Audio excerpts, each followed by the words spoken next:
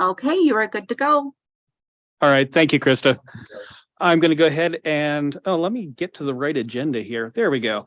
I'm going to go ahead and call the meeting of the Dunn County Executive Committee to order. I believe we are all here with John Calabrese joining us online. Approval of the minutes. Supervisor Johnson and Supervisor Zons. Any discussion of the minutes? Hearing none. All in favor? Aye. Any opposed? Minutes passed. Public comments. I'm not aware of any. I recognize everybody in the room and I think everybody online. All right. County managers report. All right. So I just wanted to give you an update on the opioid settlements. So they have started to flow in. There are actually three groups that have been a part of the settlement process. One are the pharmaceutical manufacturers, one are the distributors, and one is the retailers. And so far, the pharmaceutical manufacturers and the distributors have settled. And they're working on the settlement with the retailers.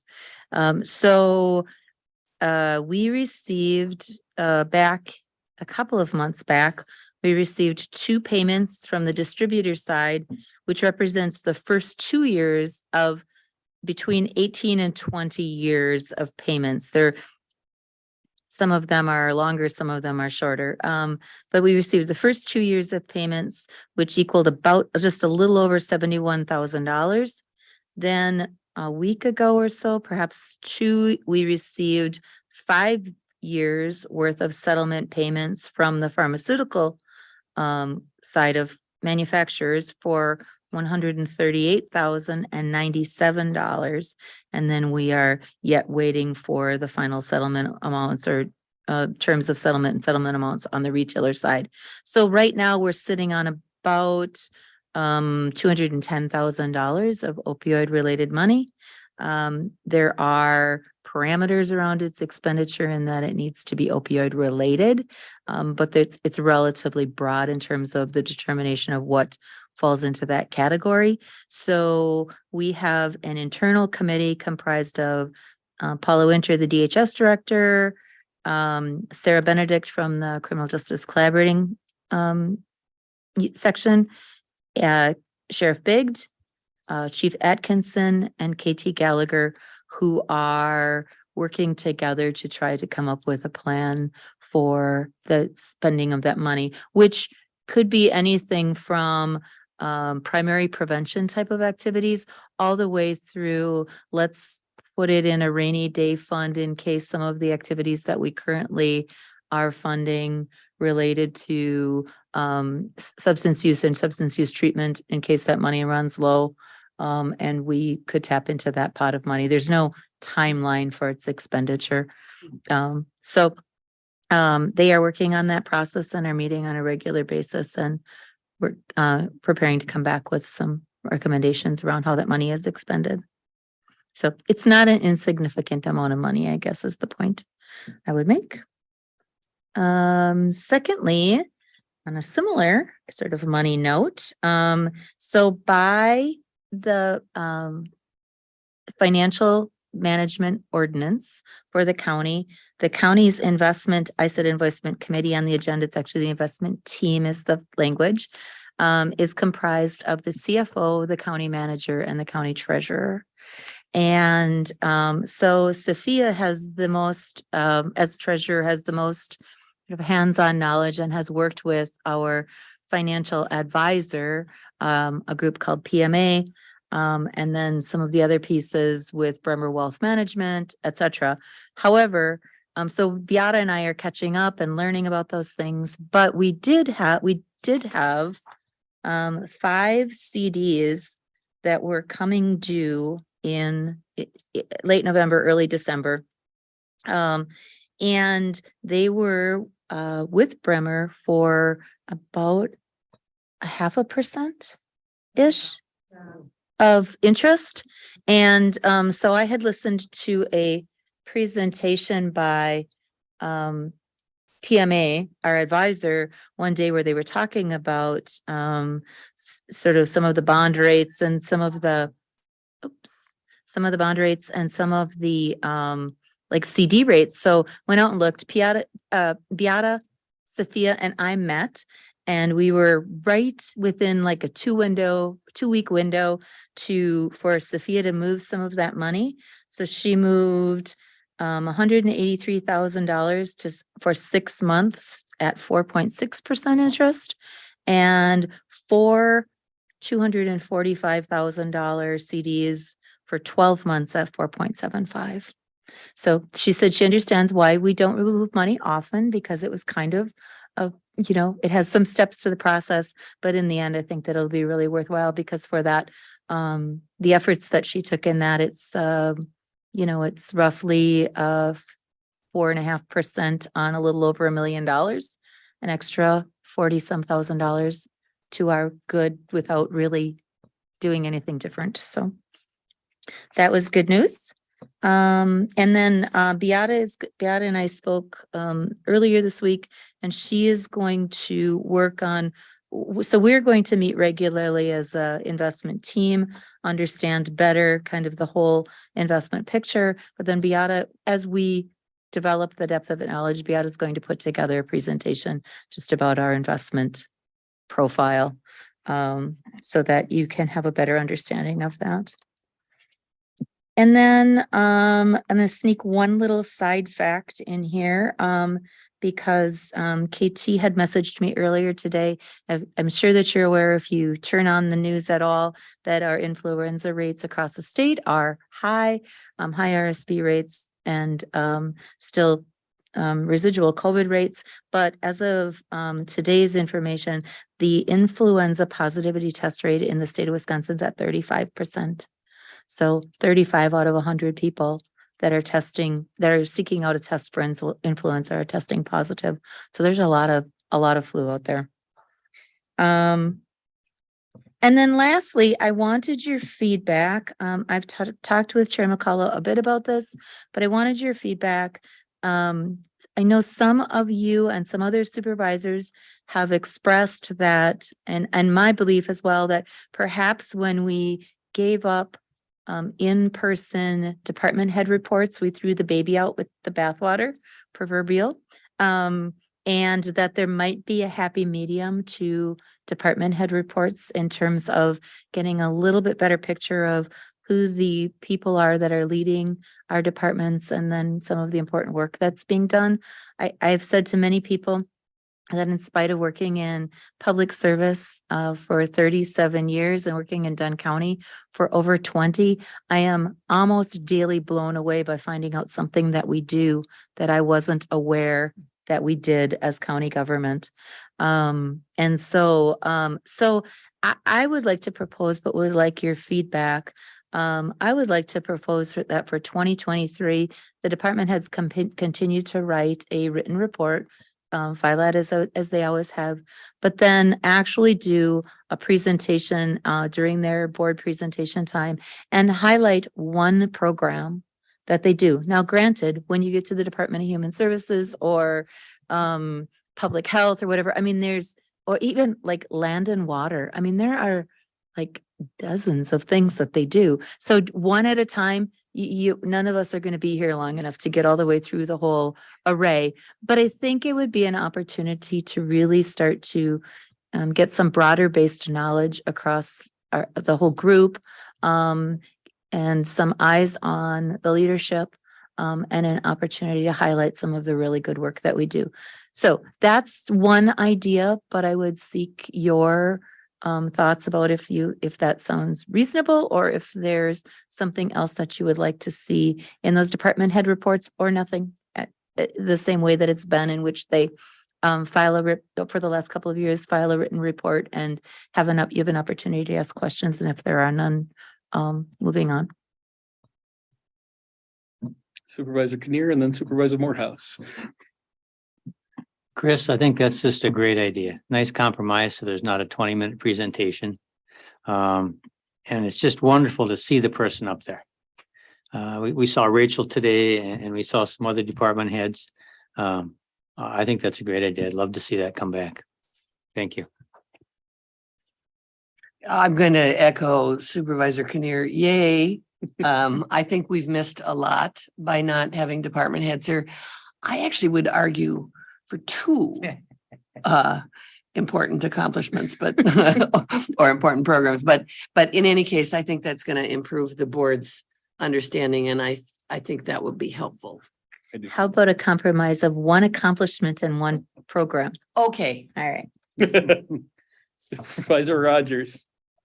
So I really like the idea of digging in a little deeper in one area so that they bring forward some knowledge of what each department does so everyone can hear about it and better understand it, along with the written report that covers everything, which does work, but the personal interaction with the departments is really valuable or priceless.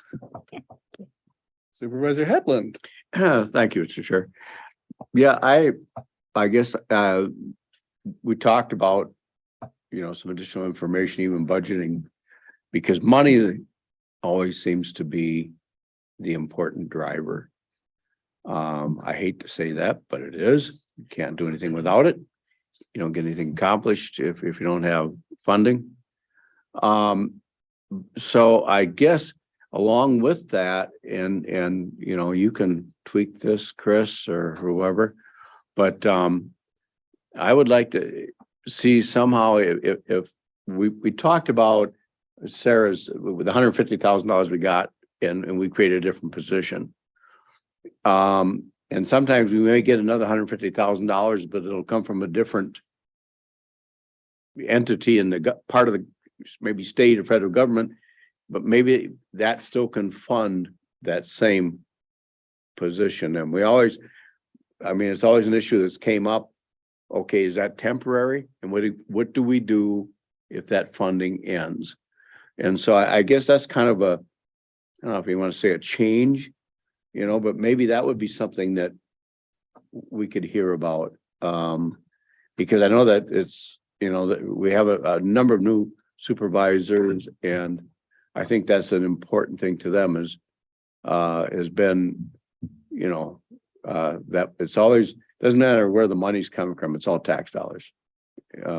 Whether it started here or there or here and went to here and here, it doesn't matter. But still, it's important to know that, is it being funded? Are we going to, or is it greater? Was the need greater than we thought and we're going to expand? I don't know. Those things interest me, and I don't know about the rest, but It creates a great idea of kind of creating in a sense a template for the information to be shared, and that could include, is it a mandated service?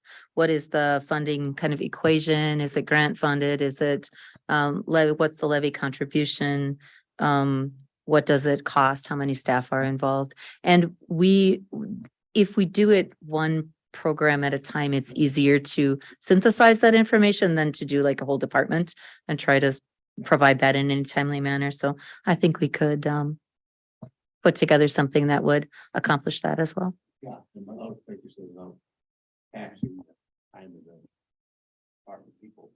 Yeah, in particular, Chris and I have been discussing making our supervisors more aware of things that are mandated. And what the flow of that is. And Beat has been working on a uniform spreadsheet for the various departments that'll be rolling out to all the committees. I think it'll really help educate the board on the uniform way we're doing things, so that when we get to budgeting season again next year, people will have a better grasp and they'll be familiar with that spreadsheet format. And it's great work on Beata's part. Yeah. Her intention, or our intention, is to spend a little bit of time in January with the board just reviewing that tool and then getting people familiar with it, because then the intention would be you would all see it in the standing committees, as well as we do a somewhat check throughout the year where the county-wide we're at, that it would give us an opportunity to you'd know what you were looking at. Supervisor Steen. Yeah, I think it's a great idea. And one unintended consequence of this is that we might be able to raise the public's understanding of what's going on in the county through people that are watching our proceedings. Yeah, I don't know if everyone is aware, but Chris has started recording what's coming up video, which I think will also help with that. Any further discussion? Oh, there, Supervisor Headland. This is not totally into this, but I'd like to pass on to Chris. It just came to me, I was sitting preparing for a meeting, and one of my grandsons came over to the house after school. And he said, "What are you doing?" You know, and I said, "I'm getting ready. I'm gonna be going to a meeting this evening. I'm just reading through the agenda and background information. We're gonna have some votes we're gonna have to do." And so he said, "Well, I always wonder what do you do at these meetings?" And so I showed him the agenda, and I talked to him a little bit about what we did. And he looked at some of the numbers, and it was the budget preparation. And he said, "What's that?" And I said, "That's the proposed annual budget of just Dunn County." And he looked at me, "What do you mean?" And so I think that somehow, if we could develop a little outreach through, I don't know what it is anymore, for social studies at the schools, but I think earlier, not just when they become a sophomore, junior in high school, but maybe just offers a basic information where, whether it be the local supervisor that or team of supervisors that serve that school district would show up and give them a little information. I don't know, but I think the perception always is, when you talk to some of the young people, I don't vote because I don't know what I'm voting for. So along those lines, so we also have this small communication group, self-appointed, of Dan and Krista and I. And Krista believes that she now needs to be cloned into about 18 people because we're constantly coming up with new ideas. But one of the things that Dan has been working on, playing around, is putting together a video just about how a budget's put together. And some of these things, while they're a little bit like labor intensive on the front side, they're easy to update then, once you sort of know what the flow of it's going to look like. So I think it's an exciting year where I think you will get a lot of taste and see of us really pushing out as much information as we can to both internally and externally. And my thank you to Supervisor Zons, who's been helping us, providing us with a professional technical assistance on how to do this well. So it's very helpful. Yeah, very much appreciated. Anyone else? That's all that I have. Okay, on to 6, reports, resolutions, and ordinance to the county board from the executive committee. None. That's always kind of nice. Review of reports, resolutions, and ordinances coming to the county board from the standing committees. PR&D. Yeah, this is just a routine request for a map amendment. We're getting a number of those these days, and so very routine. Great. And legislative committee, we were all here for that, so I think we're covered there. Reports from the standing committees. I'm going to start with Supervisor Calabrese so that I do not forget him because he is online. Thank you, Mr. Chairman.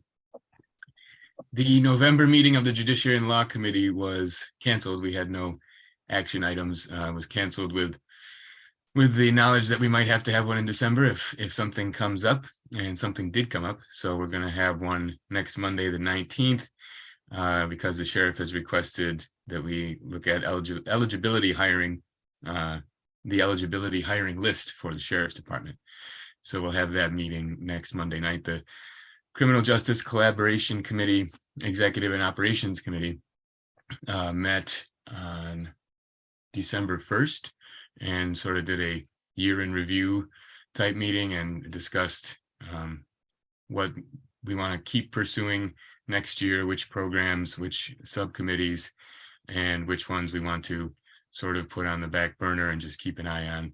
And that was a very productive meeting. And that's all I have for my report. Thank you, Supervisor Calabrese. And my apologies for missing that meeting. I just totally punted it. That happens. Supervisor Kinnear, we'll go this way this time. Thank you, Mr. Chair.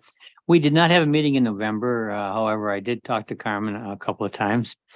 And just today, I think she had a Zoom meeting with a whole bunch of other county nursing home administrators. And I don't know if you're commiserating with them or learning all kinds of new things, but keeping up to date as usual. I think she does a good job. She told me a little bit about the funding.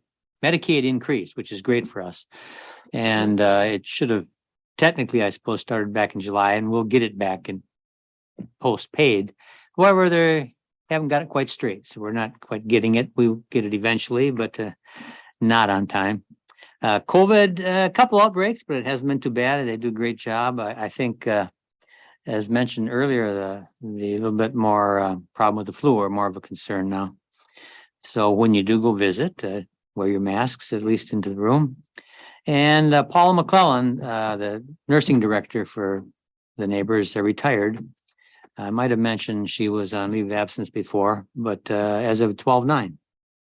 And I'm not sure, you haven't hired anybody yet, but you've got the position is posted.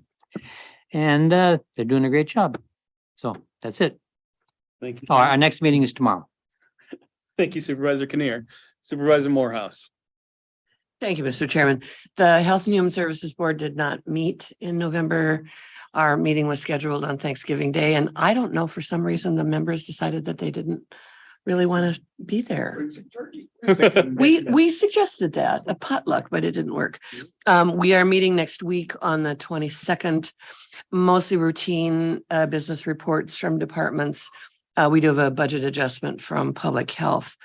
I'm sure echoing County Manager Corpola, KT would like me to pass along this kind of ongoing trifecta of COVID, RSV, and the flu, and would advise people to take care during the holidays with masking. And if you haven't gotten your flu shot, get your flu shot.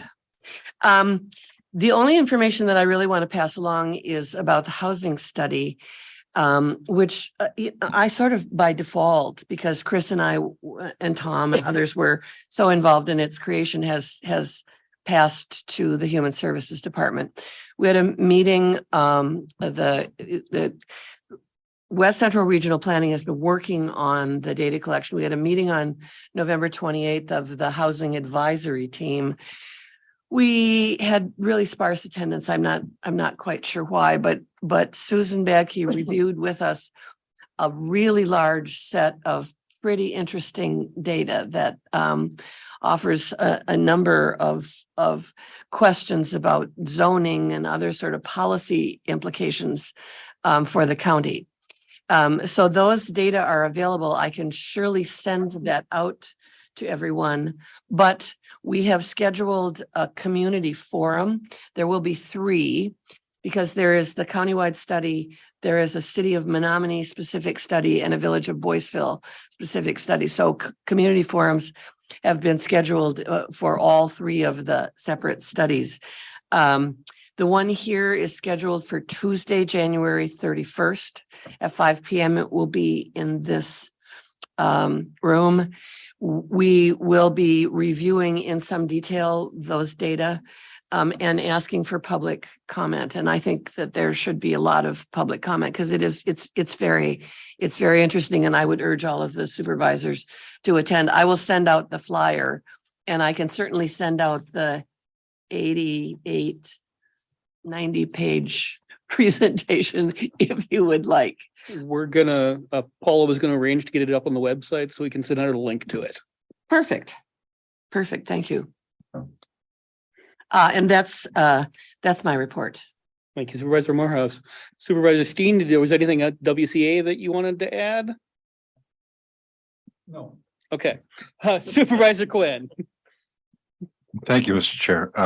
We had pretty much normal business, several public hearings on zoning amendments, including the one that's going to be before the board, variance requests and some map amendments. I think the thing of interest to other board members might be the continued slow but steady progress on the Lake District order. As you recall, the board asked the committee to develop a special order that the board can consider for formally establishing the district. And that order will include nominations for 4 of the initial board members that will serve until the first annual meeting. One of those will be an appointed position from the committee and approved by the board.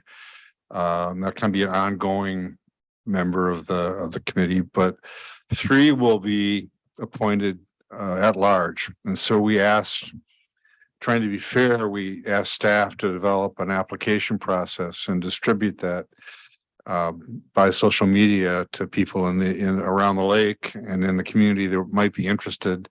And I think at our meeting we received I think it was 10 completed applications.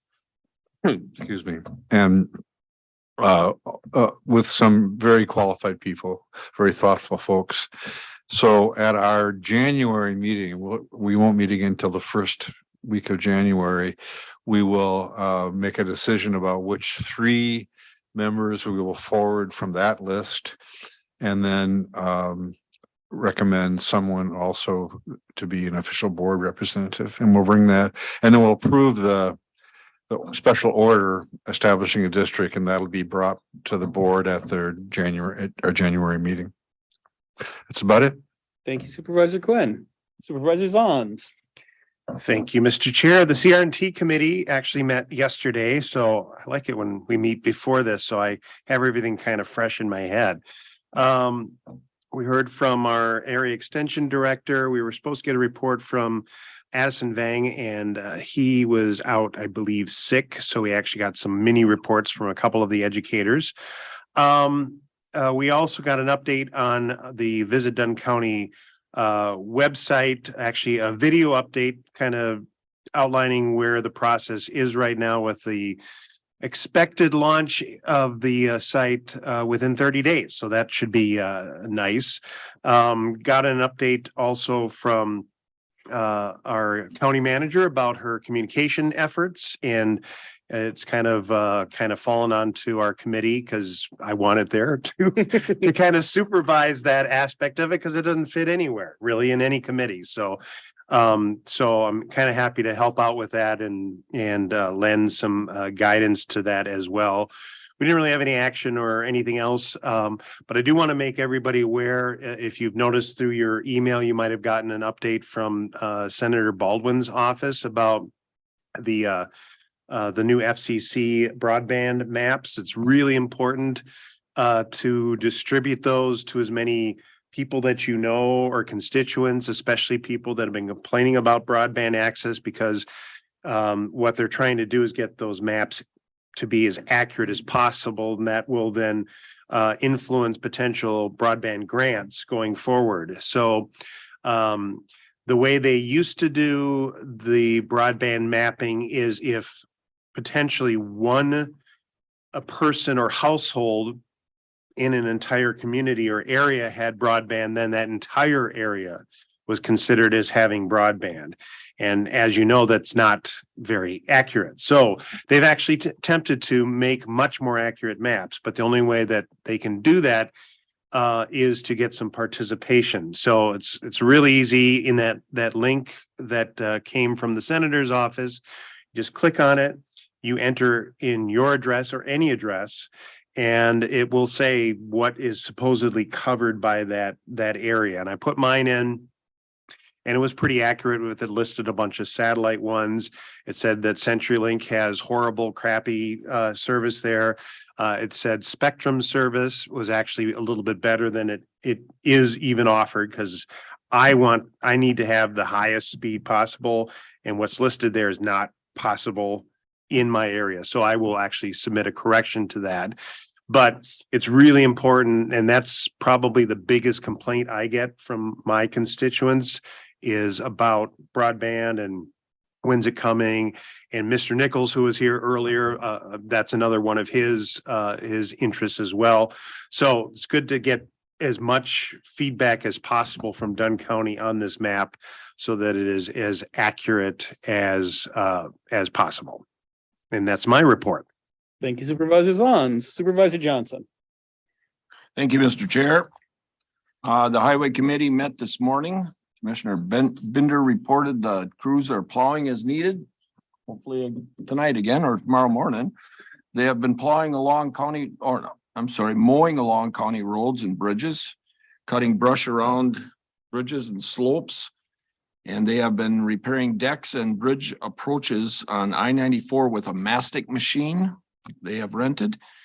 In the shop, they have been repairing plow trucks and have been servicing summer equipment. The committee approved the 2023 WSDOT routine maintenance contract. Winter purchase of rubberized sealant materials was approved, and highway mailbox policy. And the next meeting will be January 11th, and that's all I have. Thank you, Supervisor Johnson. Supervisor Headland. Thank you, Mr. Chair. The committee on administration did not meet in the month of November. Again, we were scheduled for Thanksgiving Day. So we did a compromise and we are meeting November, December. I'm calling it meeting tomorrow at 3 o'clock. And that'll be our next meeting. I failed to in the past to, I probably should have offered some other information. I also sat on the WestCap Board of Directors along with their finance committee. And also I am the chair of the Board of Commissioners for the Housing Authority for Dunn County. And I have failed to update you on any of those things. But tomorrow, Mr. Tripp is going to be at the administrative committee in presenting updated information on the CDBG grant and how that affects housing. And that is also a very important funder of WestCap. And I don't know how aware people are of that federal funding, but they have never truly updated that for years. Back in the 90s was the last time that that grant was, and they've just, the federal government has the ability, if they just want to roll it forward, they can just roll it forward, and they have a term for that. And I can't remember what it is. Continuing resolution. There you go. And that's all they've ever done. And so when you take a look at what has happened to things like poverty levels and so forth, as inflation over all those years has kicked in, the numbers are quite out of whack. And so that's one thing I know that the CAP agencies such as WestCap and the other agencies around Wisconsin and nationally have tried to lobby and thought they had a new funding program coming forward. And then with COVID and all the trillions that were thrown around, it hit the back burner and didn't take place. But there is some interest. There's a lot of support for the programs that the CAP agencies and housing authorities do. And so I don't think they're going away. It's just that I would really, as many things, those funding sources and programs need to be updated. Thank you. Thank you, Supervisor Headland. Supervisor Rogers. Thank you, Chairman. November 30th, we had the facilities committee meeting. Facilities is moving forward with the asbestos abatement in the old laundry building, the boiler room, and the carpenter shop. Abrina, the stout student that did the paper, is doing the capstone sustainability study, and she should be reporting back to us within the next month or so. This information will help to better evaluate energy costs to operate our current buildings and help us with some decision making, hopefully moving forward.